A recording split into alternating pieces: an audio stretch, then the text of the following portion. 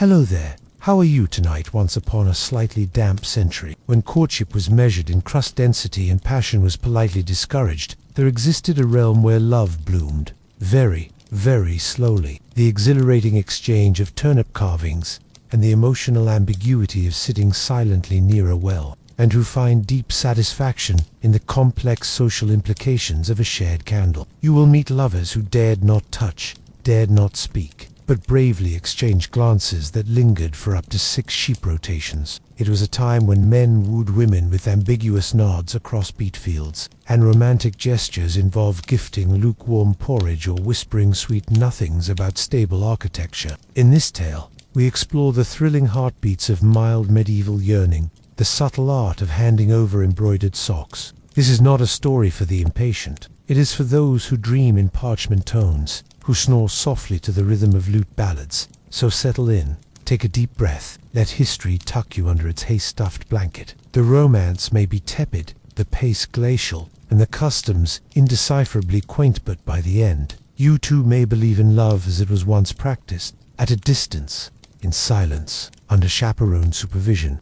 In the year of the dusty harvest, 3 seasons past, the mild rain that softened the village, raddish young Alder Figworthy, a local turnip enthusiast and certified, Histaka gazed upon a parcel of land with the seriousness of a man pondering emotional attachment to clumps of soil. This land, a rectangular patch measuring 3 ox lengths by 1 mournful sigh, was to be his dowry. Dowries were not mere transfers of goats and grain. Nay, they were negotiations between elders who could spend 3 fortnights arguing about the appropriate curvature of a barley biscuit. This, according to the code of mild affections, indicated both readiness and mild affection. Alder's dowry, modest though it seemed, included 1 gently splintered wheelbarrow, half a ladle, and 3 sacks of emotionally neutral beets. Alder wept softly near his compost pile, overcome with subdued joy. His potential beloved, Dimity Blunderquill, watched from her cottage window. She admired Alder's elbow strength, but feared his conversational reliance on soil conditions. Her aunt Beth reminded her that passion was fleeting, but beet yield was eternal. The negotiations were dry, both in wit and weather. When finally the elders agreed after a spirited debate about turnip, Alder placed the splintered wheelbarrow near Dimity's doorstep, lined with straw and 1 folded sock. Dimity responded in accordance with custom.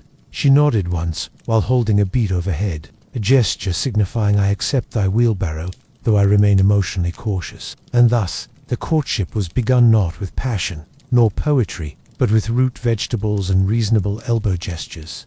In the village of romance was not measured in whispered sweet nothings or lingering gazes. It was measured in loaves. Bread, in its many crusty forms, held an esteemed role in the slow choreography of medieval courtship. He consulted with the village crumsmith, an elderly man named Fergus Guzanese, who specialized in symbolic baking. Fergus recommended the classic loaf of leaning, an oblong barley bread baked at an angle, suggesting romantic interest without unnecessary enthusiasm. Was the lean too aggressive? Was the crust too assertive? Had Fergus included nettle flour, the traditional ingredient of stubborn affection? A well-chosen loaf could say, "I admire thee, I seek alliance via barley," or "I find thy elbows acceptably symmetrical." Alder Figworthy, still emotionally cautious from his beet-based betrothal overtures, had now arrived at the bread-phaser, pivotal, crumb-laden stage of courtship. Dimity Blunderquill received the loaf with ritual precision. She sniffed it twice, tapped its crust thrice, and placed it atop the ceremonial stump outside her cottage. This was widely interpreted as, "Yes, I acknowledge your feelings, but I'd prefer not to hold hands until at least midwinter." Alder, watching from behind a shrub, nodded sagely and nearly wept again, this time due to grain-induced nostalgia. During this time, couples exchanged increasingly nuanced baked goods, buns of rolls of respect, and once a scone of silent yearning. All interactions remained chaperoned by Bathilda Blunderquill, who kept a ledger of romantic pastries and ensured no cinnamon swirls exceeded socially acceptable fluff. Meanwhile, the villagers gossiped softly about the bread's implications. Later that week, Dimity sent her reply in the form of a smaller loaf round, modest and embedded with precisely 7 flax seeds. The bread phase typically lasted 12 to 15 lunar rotations. Thus, the romance thickened not with passion, but with dense wheat and emotionally ambiguous baking practices. In an age where the most scandalous gesture was showing both eyebrows at once, lovers communicated primarily through nods, those elegant cranial dips that said everything and nothing. These nods, colloquially referred to as formed the backbone of medieval flirtation in the village of Squinch. Alder Figworthy had trained under Mistress the town's foremost nod coach, whose instructional scroll, tilting with temperance, was considered holy in 6 parishes. A mumblenik was not performed casually. It required years of practice, strict chin angles, and the right weather conditions. Her nods were precise, poetic, and just emotionally murky enough to avoid commitment. Dimity Blunderquill received her nod. Education via the Church of St. Wobble, where parishioners practiced silent glances during sermons. One crisp morning during sheep-counting season, Alder spotted Dimity by the barley silo. Their eyes met across the cobblestone expanse, and after a tense pause involving 3 pigeons they exchanged mumblenicks. Alder's was a diagonal 15-degree tilt with respectful hesitation, while Dimity's response featured a faint hover above her left shoulder. Alder and Dimity's eye contact, brief, moist, and wind-disrupted, was declared promising by the local romance adjudicator, Sir Alder spent 3 days in the compost shed, composing a song entitled "Thy Nod Was Adequate," which he hummed softly while polishing a ceremonial ladle. Aunt Bathilda clutched her observation ledger, scribbling furiously. Nods occurred, possible affections, emotional confirmation pending, suggesting perhaps, but only if your turnips thrive. Spectators gasped in hushed tones. Mumblenicks were often followed by a post-nod reflection period, during which suitors retreated into solitude to ponder the depth of the gesture. That week, the village held its annual festival of half-gaze, where couples stared at each other from behind barrels. Thus, through nods and silence, the courtship deepened it not into passion, but into shared confusion and synchronized neck mobility.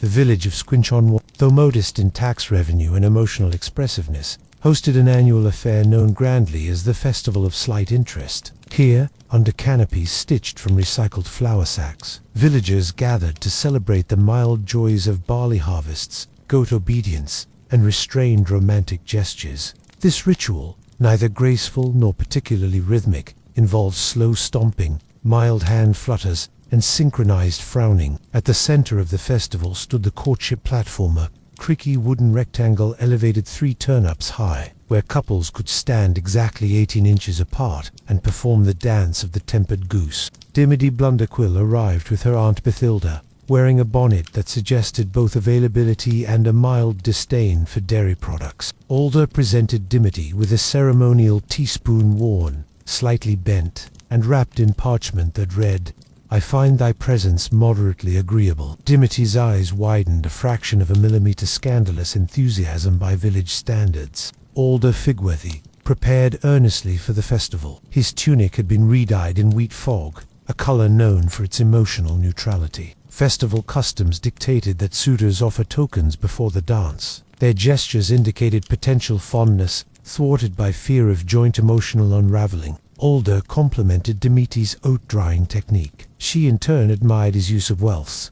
In casual dialogue, each twirl conveyed centuries of subtle yearning and porridge-based disappointment. The music, performed by local lucha Snibber Smalltoe, was composed entirely in the key of Si minor. They approached the dance platform, chaperoned by Bathilda, who muttered hymns of restraint while flinging small beats at overly cheerful couples. As the dance began, Alder and Dimity shuffled and wobbled with breathtaking mediocrity. Following the dance, participants retired to the hay discussion tent, where courting pairs could converse about crop rotation and sock laundering. Thus, beneath the flickering lanterns and the soft mooing of judgmental cows, their courtship advanced hesitant, wordless, and carried aloft on the gentle wings of socially mandated discomfort. In Squinch-on-Waddle, nothing said potential romance like prolonged silence beside livestock. The stable, with its aroma of nostalgia and manure, served as the unofficial whispering gallery for emotionally repressed couples. Here, between pitchforks and hay bundles, one could express romantic longing through gentle coughs and strategically timed throat clearing. Alder Figworthy, now 6 mumblenicks, deep into his courtship with Dimity, invited her to the quiet stable gathering, a chaperoned occasion in which couples stood on opposite sides of a confused mule, and discussed grain prices in low tones. Each took turns gently poking at the same bundle of hay, neither making direct eye contact, but occasionally glancing at each other's elbows. Dimity arrived precisely 14 hoofbeats after sunrise, her bonnet embroidered with passive hope. Bathilda trailed behind, armed with a beat-laced rulebook titled Romance Without Recklessness. In the stable's main aisle, surrounded by stoic goats and wistful chickens, Alder and Dimity began what locals called the mutual straw arrangement ritual. "I saw thy barley patch last fortnight," Alder muttered into the straw. Dimity's breath hitched.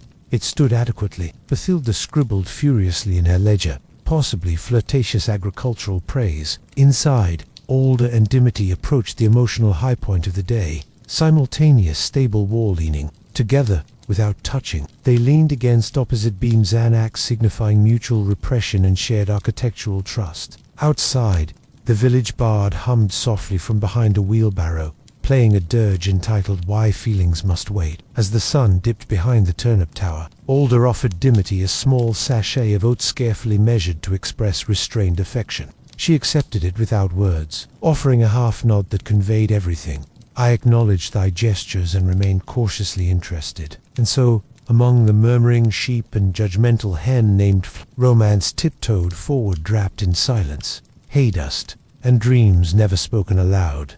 In the village of Squinchenwaddle, the church was more than a house of worship. It was a romantic minefield dressed in candles and hymns. Every Sunday, couples participated in the sacred ritual known as the Pew Tango, a courtship dance performed while remaining entirely stationary and spiritually appropriate. Dimity Blunderquill wore her bonnet of piety, stitched in a pattern that suggested interest in matrimony and a mild aversion to dairy. Alder Figworthy, now a veteran of nods, breads, and mule-based silence, entered the chapel with humble confidence, carrying a scroll entitled Chaste Expressions for Thine Intended. During the third reef, Dimity turned her head approximately 3 east and blinked once near Alder's general direction. The gesture caused Bathilda to drop her prayer beads in alarm. Alder selected his spot with tactical precision, close enough for hope, far enough for restraint. According to village doctrine, suitors were permitted to sit to pews behind their beloved, provided there were at least 3 intervening saints carved into the wood. The Church of St. Wubble operated under the doctrine of controlled eye contact, which allowed brief glances between verses of the hymn of modesty.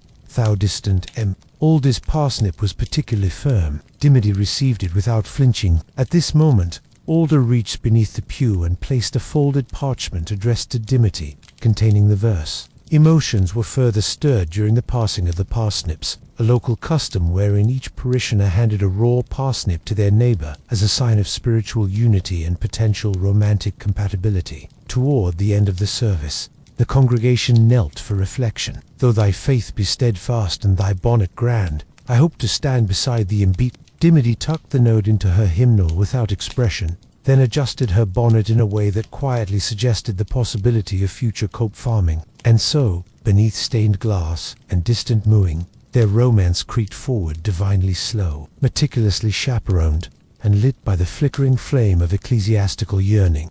As Alder Figworthy and Dimity Blunderquill's bond grew steadily less ambiguous, attention turned to practical matters. In Squinchenwaddle, love was fine and nods were better, but dowries were everything. Scribbly was renowned for his legendary ledger Affections and Oats, a fiscal guide to matrimony. It had precisely 74 chapters, 0 jokes, and a footnote about acceptable spoon curvature during proposal ceremonies. The village record-keeper, Scribbly Curd, gathered the couple's families around the table of extremely mild tension, where contracts were drafted and porridge values debated. Dimity's family offered 4 sacks of oat dust, 1 belligerent duck named Griselle, a bronze ladle engraved with the word eventually.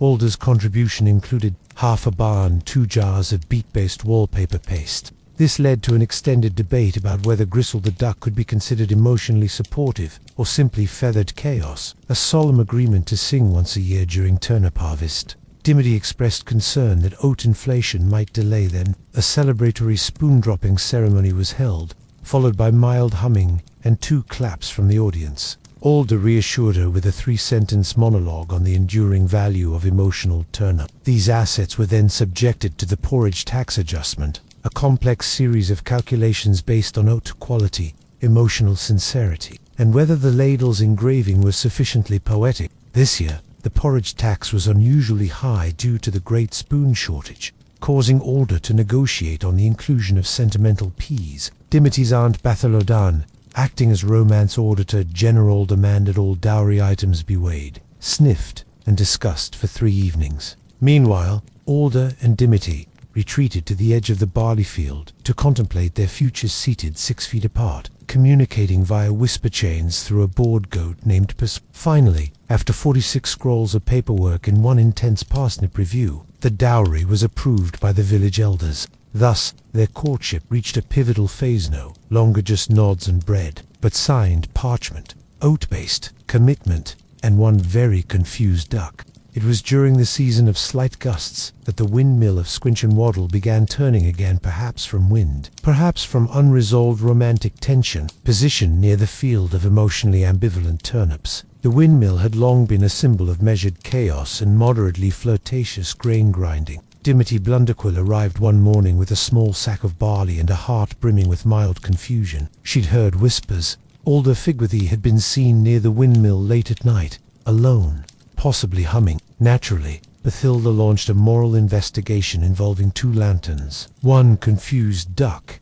and a parchment titled "No Moonlight Milling Without Proper Intent," a local event where disputes were settled via quiet statements and interpretive gestures. Standing beneath the creaking blades, she uttered, "I heard thy grain groaned with longing." Alder, meanwhile, claimed he was merely admiring the windmill's rotational humility, a rare structural trait indicating long-term romantic compatibility. But some villagers murmured of a different tale, one involving Petula Weevil Thatch, the windmill caretaker, renowned for her ability to interpret grain patterns as emotional forecasts. She'd allegedly deciphered that Alder's barley batch contained hints of yearning with undertones of hesitation. Dimity ever composed, confronted Alder at the windmill base during the festival of whispered confrontations. Alder flushed with wheat-colored embarrassment. "I swear upon my ladle," he declared. "Petula merely inspected my oats, nothing more." Alder composed a scroll entitled "Thou art my preferred recipient of barley-related symbolism," which Dimity accepted with a ceremonious nod and a pigeon toss, and the romance, shaken but intact, fluttered onward, lifted by the soft breezes of barley forgiveness and structurally supported emotional baggage. The windmill, sensing tension, rotated once slowly. Bathilda emerged from a nearby haystack and declared that all grain-based flirtations must be declared in writing. Thus, the scandal was quelled. The windmill continued its slow churn. In Squinch-on-Waddle, as evening descended like an apologetic fog, romantic suitors lit candles to convey measured enthusiasm. Full brightness was discouraged. Of course, too evocative, too lustful. Instead, couples relied on dimmed candlelight, the preferred illumination for expressing affection without triggering theological concern. Alder Figworthy purchased his courting candle from Malfizzlitos, the village's certified wax matchmaker. She offered 3 varieties: the flicker of possibility, the sincere glimmer, the fondness taper. Alder selected the fondness taper. Meanwhile, Dimity Blunderquill prepared her candle-viewing bonnet, stitched with lace that modestly obscured her peripheral vision just enough to ensure no gaze lasted longer than half a verse of the hymn. The who dimmest with decorum. The candle ceremony took place in the village's hall of tepid light, a stone building with fogged windows and judgmental pigeons. Alder offered Dimity a new ladle and engraved, but filled with promise. Alder lit his taper with ceremonial hesitation. It emitted a flicker akin to mild interest and possibly Bathilda stood watch, clutching a snuffer and a scroll of emergency prayers. Couples arranged themselves in the traditional triangle formation. Suitor, candle, beloved with the candle equidistant and emotionally neutral. The candle burned for 14 minutes before collapsing into wax puddles of subdued devotion. Dimity nodded once, a gesture known as the soft affirmation, and leaned toward the flame until her bonnet singed ever so slightly. Interpreted by most as I would consider elbow contact within 6 months. No words were exchanged, only shadows danced slow, clumsy shadows shaped like longing and agricultural compromise. Afterward, couples retreated to the room of mutual reflection, where they sipped diluted cider and discussed the theological implications of romantic lighting. And so their love, lit gently and never brightly, continued to glow shielded by silence, candles, and a parish-approved flame. In the northern thicket just outside stood a grove revered for its emotional neutrality, the pine grove of undeclared intentions. Here, beneath the ancient branches of the whispering spruce, couples journeyed to exchange those rugged botanical bundles of platonic yearning. Alder Figwathi ventured into the grove at dawn, wearing his contemplative tunic and clutching a small pouch of oat crumbs. She wore her moss-stoned cloak, signaling receptiveness to metaphorical symbolism, but firm opposition to interpretive leaf dancing. Dimity accepted it with the ceremonial two-finger tap, signifying, "I recognize thy affection and intend to emotionally process it over the next 4 to 6 moon cycles." It was tradition that suitors collect the cone of consideration, a pinnacorn neither too prickly nor too symmetrical, indicating interest tempered by uncertainty. Dimity Blunderquill arrived later that morning, escorted by Bathilda and a particularly solemn goat named Clive. The exchange occurred in silence. Alder extended the pinnacle,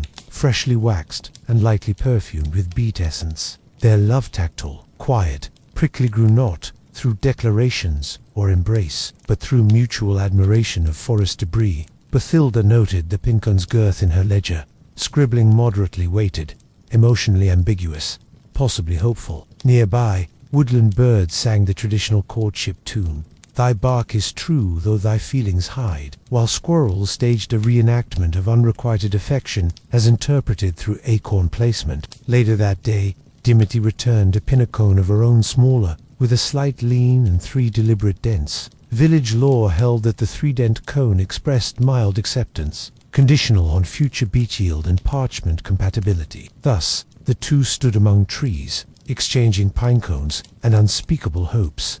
In the ancient art of wooing within, nothing stirred the soul like a sock embroidered with symbolic restraint and possibly suggestive vinework. The tradition began after the great footblush of 77, when an exposed ankle led to the collapse of 3 moral scrolls and 1 basket of emotionally stunned pigeons. Alder Figwathi, upon hearing of the project, immediately set about crafting the response sock, a matching pair embroidered with turnip silhouettes, and the phrase, "Thine proximity doth not alarm me." Dimity Blunderquill, known for her flair with needle and flax, had begun work on a special pair. Socks stitched with barley stalks and clouds. Sock exchange ceremonies were held in the Hall of Woolen Sentiments, under candlelight dim enough to obscure any hint of actual toes. Bathilda presided, armed with a thread counter and a hymnal titled "Thou shalt not pearl with passion." Each stitch was analyzed for emotional depth, a triple loop knot, long-term affection tempered by economic realism, crossed fibers,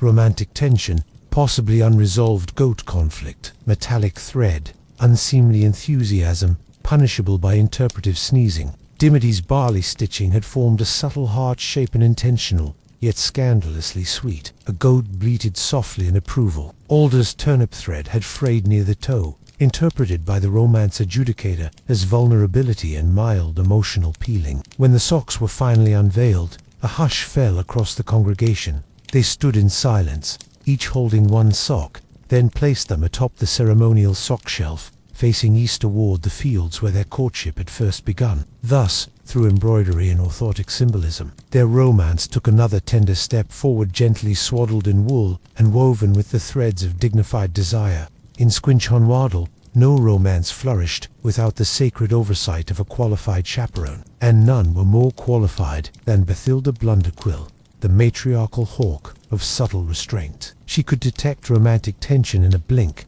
a sigh, or a shared spoon. Her ledger titled Affectional Surveillance, Volume 4, contained detailed diagrams of approved seating distances and acceptable eyebrow heights. Her elbow, curved precisely at a 62 angle of vigilance, was known throughout 3 counties as the Ark of Modesty. Villagers whispered that she once disarmed a kiss with a flick of her wrist and a firm pronunciation of the word decorum. Their knees hovered dangerously near parallel. Bathilda deployed the intervening elbow maneuver, wedging herself between them like a wool-clad monument to Bathilda's elbow had seen it all. Unlawful hand proximity, boot flirtation, even the great thimbled incident of 83. During candlelit gatherings, Bathilda positioned herself strategically, her elbow raised just enough to say, "I acknowledge thee," but I do not trust thy intentions. One evening Dimity and Alder dared to share a bench during the festival of utterly cautious sitting. She even stitched them a banner that read, "May thy elbows never collide." Now hanging in the chapel of Romanticos, "She hath leaned," she cried, referring to Dimity's for a torso tilt. Alder stammered something about barley allergies. Dimity coughed politely into a turnip. Bathilda recorded the incident in a parchment log beneath the entry. Suspicious leaning. Monitor until further beat exchange. Despite her vigilance, Bathilda secretly hoped for their union provided it involved proper ladle blessings and no eye contact exceeding 3 hymns, and so, under the ever-watchful elbow of Bathilda, their love remained regulated, blessed, and only slightly bent. In Squinch-on-Waddle, where flowers were considered excessive and eye contact was taxed emotionally, love was expressed through the delicate art of turnip carving, turnips being stoic, affordable, and mildly inspiring, were the preferred canvas for the romantically tentative. With a butter spoon and 24 minutes of solitude, he carved a crude silhouette of 2 windmills leaning toward each other. The message was clear: let us rotate gently in the breeze of mutual uncertainty. Alder Figworthy, never one to overstate his feelings, selected a turnip from the field of interpretive produce, plump, sincere, and only slightly lumpy. Dimity Blunderquill, meanwhile, crafted a reply turnip in the shape of a question mark, a symbol of possibility, with a root flourish suggesting cautious optimism. She hid it inside a basket of morally acceptable pears and sent it via goat messenger, and were immediately wed under the blessed shed of hesitation. Onlookers nodded softly. One pigeon fainted from aesthetic stimulation. Their marriage lasted 5 harvests and 17 shared sighs. She declared Alder's piece emotionally provocative, yet agriculturally sound,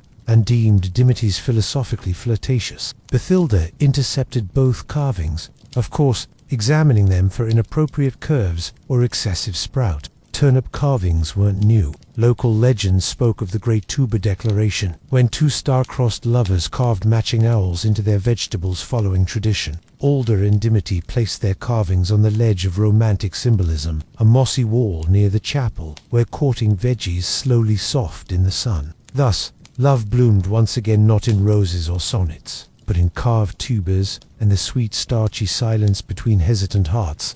In Squinch-on-Waddle, full eye contact was considered a form of spiritual shouting. Lovers, elders taught, must protect their gaze as they would a vulnerable goat's feelings, gently, occasionally, and never during high winds. This ancient set of guidelines determined appropriate visual engagement based on bonnet angle, moon phase, and emotional fortitude. Dimity Blunderquill and Alder Figworthy, deep into their now faced the ultimate test of restraint, the glance protocol. The rules were simple: no eye contact during festivals, funerals, or any event involving dairy products. Glances permitted only if reflected off a polished ladle or well water. Pupillary dilation to be reported immediately to Bathilda, who carried a calibrated ruler for ocular infractions. Thy irises trespass upon purity, she declared, thwacking a devotional biscuit against a pew.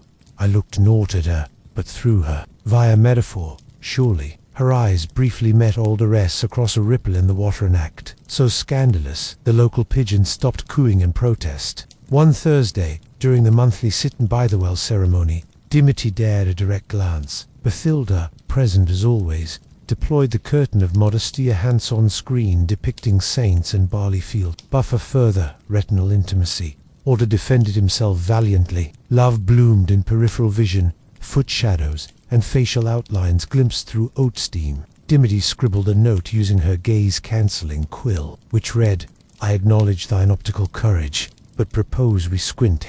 Had a glance executed while walking away, preferably behind a sheep. The villagers held a meeting of respectful blinking, wherein a new protocol was established.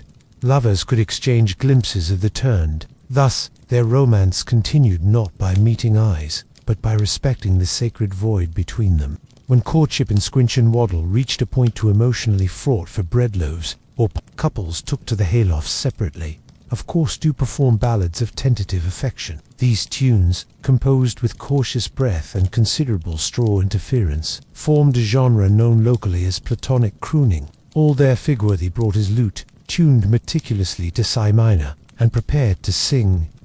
Oh hark, my feelings are mostly regulated. Meanwhile, Dimity Blunderquill, seated across the loft on a ceremonially itchy bale, gripped her recorder carved from ethical beat, ready to perform the counterpoint. If thy elbows stay distant, I may yet swoon. Soundproofing regulations required at least one sheep between them to absorb any emotional resonance. On this occasion, the sheep named Tumble wore earmuffs, stitched with biblical verses, and hummed softly to avoid improper eavesdropping. Their duet began with mutual throat clearing, followed by 36 seconds of synchronized sighing. Alder's voice quivered like a morally conflicted biscuit, while Dimity's notes fluttered politely, never exceeding a socially acceptable volume. Lines from Alder's verse, harmonies chaste. Goat remained emotionally neutral. Thy presence, near yon barley cart, doth cause my heart to gently start. Dimity replied, Though thou hath sung from bale to beam, I keep my dreams in porridge steam. Bathilda lurked below, scribbling furiously into her ledger. Volume adequate. Their romance, like the hay beneath them, remained dry, layered, and held together by fragments of affection disguised as rustic music. One onlooker declared, They harmonized like two reluctant teaspoons in a bowl of sighs. Another wept softly, though it may have been due to hay allergies. Villagers gathered outside the hayloft, listening through polite gaps in the wall. When the final note faded into the scratchy silence, Alder and Dimity exchanged nods neither firm nor fleeting, but musically adequate. During the great wheezing month of Squinchonwaddle, affection adapted to adversity. Romance, though hampered by boils and questionable herbal poultices, persisted, coughing discreetly through linen and longing via pigeons in full-face bonnets. Alder Figworthy, afflicted only by hay-induced melancholy, fashioned his own mask from preserved turnip, leather stylish, breathable, and mildly judgmental. Dimity Blunderquill's bonnet now featured a reinforced chin flap and subtle lace embroidery. Do not approach unless emotionally relevant. Courtship rituals evolved swiftly. Nod transmission protocol. Mumblenicks were now performed via polished mirrors and reflective porridge ladles. Bread, deliverance. Tokens of affection were baked with double crusts and launched from trebuchets across quarantine trenches. She declared all gestures must contain fewer than 3 syllables and no visible emotion. The whispered woo. Lute serenades were replaced by murmurs into herbal pillows, which were then hermetically sealed and delivered by goat courier. Bathilda, having memorized 37 plague prevention psalms, supervised romance using a 6-foot ladle and a scroll titled, Thou shalt flirt without infection. Despite restrictions, Alder sent Dimity a parchment scented with elderberry in desperation. It read, Thy distance pains me worse than nettle pulp. May our hearts converge when thy boils recede. Dimity replied via goose scroll. Her message penned in cautious optimism. Thou remainst my preferred suitor. I've only sneezed twice today. Their love, though distanced and disinfected, survived wrapped in gauze, cloaked in caution, and carried aloft by the sneeze-proof wings of emotionally sterile pigeons. Thus, beneath moonlight filtered through muslin, the romance endured. No plague could wither the passion that lurked between 2 socks, 3 pine cones, and an aggressively cautious chaperone. As the courtship of Alder Figworthy and Dimity Blunderquill advanced through bread crusts, Pinnacle exchanges, and supervised sighing, it inevitably collided with the most seductive language of all, Latin. Latin wasn't just for church scrolls or goat, though it was a tool for subtle romantic insinuation. Alder, having learned Latin during his brief tenure as assistant scroll dampener, began to incorporate choice phrases into his correspondence. Kafbi Tuhnipong sees the turnip, a phrase that inspired mild agricultural yearning. Amor propi isti, said Mansit in Stabulo. Love is nearby, but remains in the stable. To mihi, placid sicut, lentum porridge. You please me like tepid porridge. Dimity responded in kind, using borrowed expressions from her Aunt Bathilda's ancient chaperone grammar guides. One scroll she returned was wax-sealed and read simply, Oculos tuus vitabo, donex sancti. The exchange of Latin phrases soon became the couple's secret language, a blend of affection, confusion, and ecclesiastical drama. Bathilda naturally banned 3 conjugations and demanded all romantic Latin include footnote, saintly citations, and a minimum of 5 disclaimers. The village held a semi-romantic recitation gathering, where lovers read their Latin aloud behind goat screens. Alder declaimed, Quid, istiomor, nisi nodus, Dimity countered. Declina me in casibus omnis. The crowd murmured approvingly. One scholar fainted. Thus, through subjunctive sighs and imperfect tense glances, their love bloomed learned, laced with loquacity, and entirely unintelligible to nearby squirrels. Physical contact was rarer than a joyful beat, and direct hand-holding was seen as a gesture of reckless daring. Therefore, the village devised a compromise. Romantic hand-washing rituals, where couples bathed their palms simultaneously in adjacent basins without touching.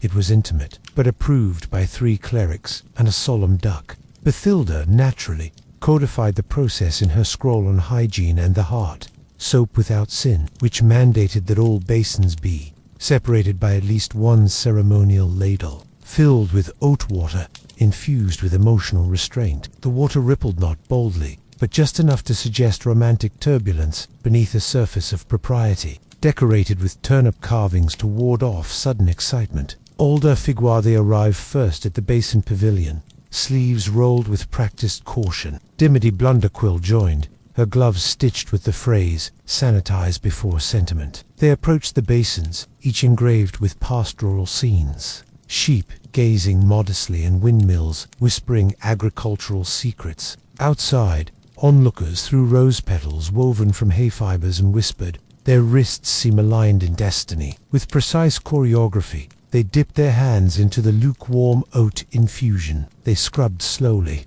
Alda began with thumb rotations, evoking mild yearning. Dimity traced a figure 8 on her palm, an ancient sign of possible commitment by solstice. Then they nodded at their reflections in the water, a mutual sign that romance had been purified, yet preserved. Bathilda clapped once to mark emotional A choir hummed the cleansing anthem. Purged I pause, yet love shall linger. Upon completion, each lover dried their hands with scroll-patterned linen, embroidered with the village motto, cleanliness before caresses. Thus, their love endured not by grasp, but through synchronized scrubbing and bubbles that knew when not to burst.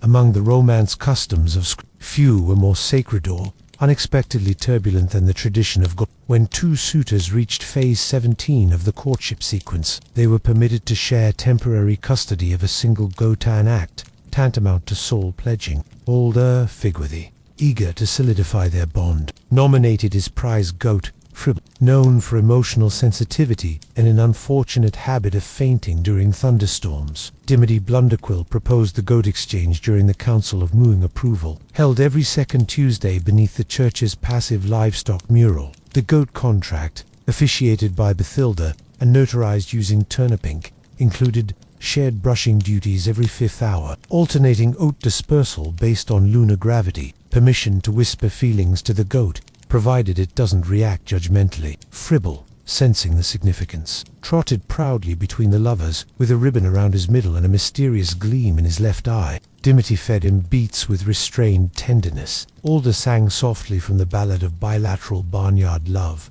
a traditional courtship hymn performed entirely in They are yoked, whispered one baker, emotionally tethered by goat, agreed a passing chimney sweep. Soap bubbles rose, hoofs danced, and their eyes met briefly in the steam. The goat sneezed. Villagers watched the couple stroll down the cobbled lane, Fribble tugging them gently side by side. Any signs of romantic exuberance were logged in her scroll of hoof and heart, a pastoral compliance ledger. Bathilda, of course, monitored the goat's temperament. The true test came during the joint goat-washing ritual, where Alda and Dimity, holding half a ladle, scrubbed Fribble beneath the village's moral hose. Thus, through hooves and hay, shared brushes and oat packs, their love bloomed, bleeding softly, tugged gently, and carried forward by one emotionally unbalanced goat.